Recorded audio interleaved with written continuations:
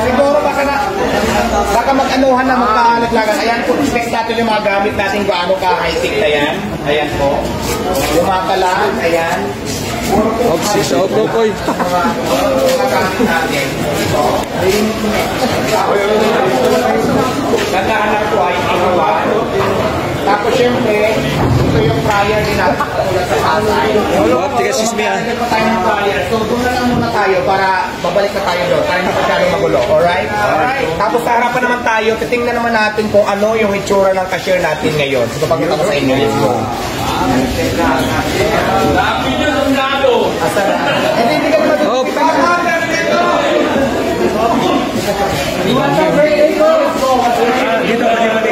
Idol, si Kunas.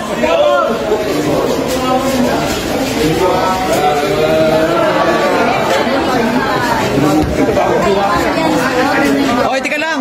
Op, excuse me. Op. Tiga.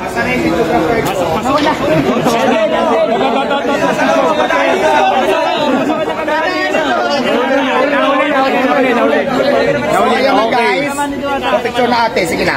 So ayan na guys, yung cashier natin, systematic na tayo, meron na tayong POS. Wow. POS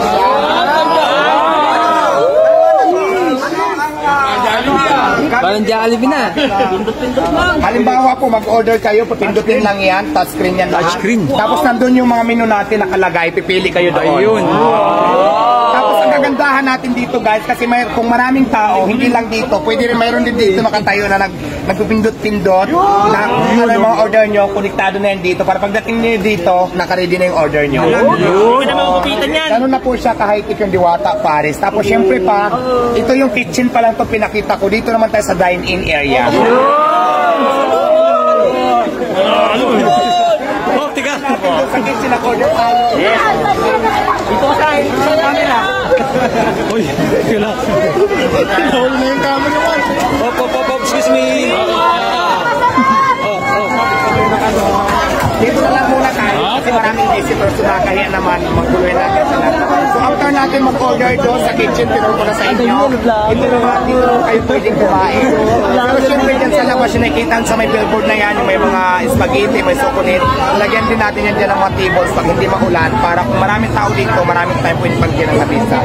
So ayan, pinakita ko lang sa inyo yung itsura ng Diwata Paris Overload dito sa Quezon City na talaga namang pinaganda namin, mas in-improve, mas pinalinis, mas naging systematic lahat at naging maayos na po siya. Kaya maraming salamat po sa inyo.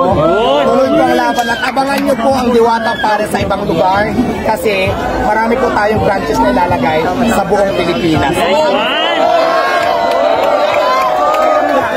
Ayan, vloggers, pwede na kayo mag-video-video dyan, mag-content dyan, kahit sang sulok dyan. So, pray na po sa lahat kayo. So, maraming salamat.